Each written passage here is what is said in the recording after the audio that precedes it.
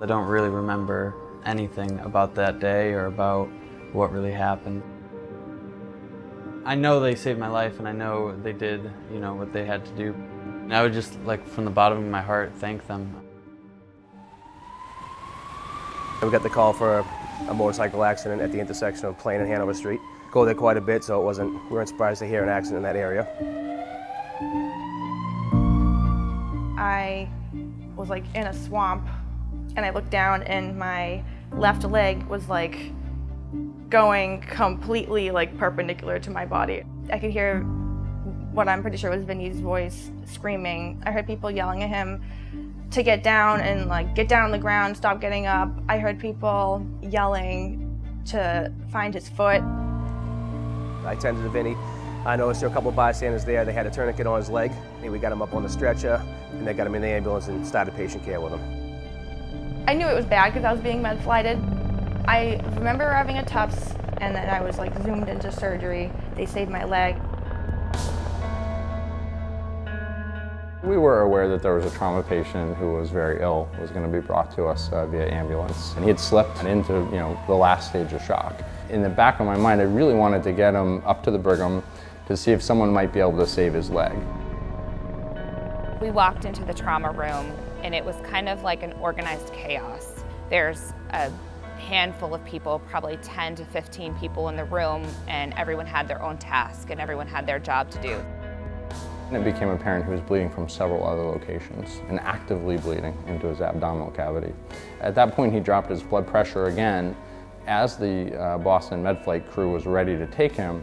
And unfortunately, I had to tell them we couldn't send him. He was too unstable at that point. Dr. Korn made a phone call and said, I'm coming up in 10 minutes. I need an operating room ready to go. The ability to open an OR in 10 minutes, that's what we call Boston, trauma level stuff. South Shore was able to do that. A very, very good judgment call. The diagnosis was right on, right to the OR, stabilized, shipped directly into Boston. The beauty about being a community-based hospital with this level of care is people can stay close to home and get that same level of care that they would achieve at the Boston Hospital. It's an unbelievable place to be a patient and a family. We have enough people, we have enough space. Are there a couple of things that we need to transfer? Absolutely, and we'll be the first to transfer that patient to get the best level of care. But 95% of the care can be done here in a very personalized way. Mr. Fischer, ultimately we decided to send him to Boston.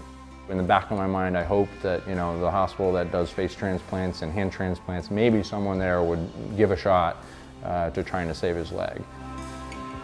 So I was in the ICU for about 3 months, and I only remember about the last month. I knew my injuries were serious. I wouldn't be alive if it wasn't for South Shore Hospital. There's a whole other side to this story.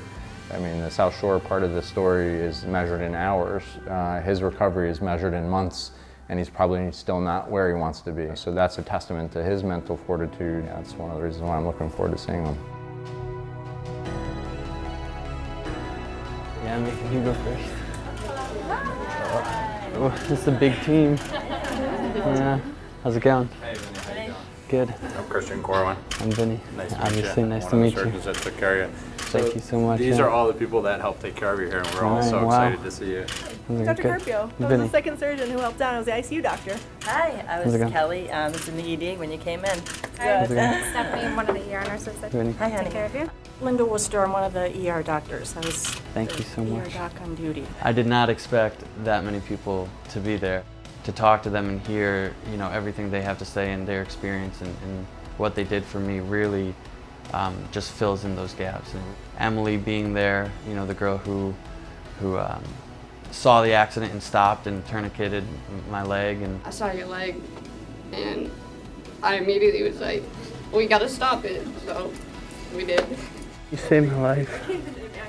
Just seeing how perfectly things came together, at the right people, in the right places. The surgeons to the anesthesiologists and the nurses and the supporting staff, I mean, they were all essential in my survival and what was done. So you guys all saved my life.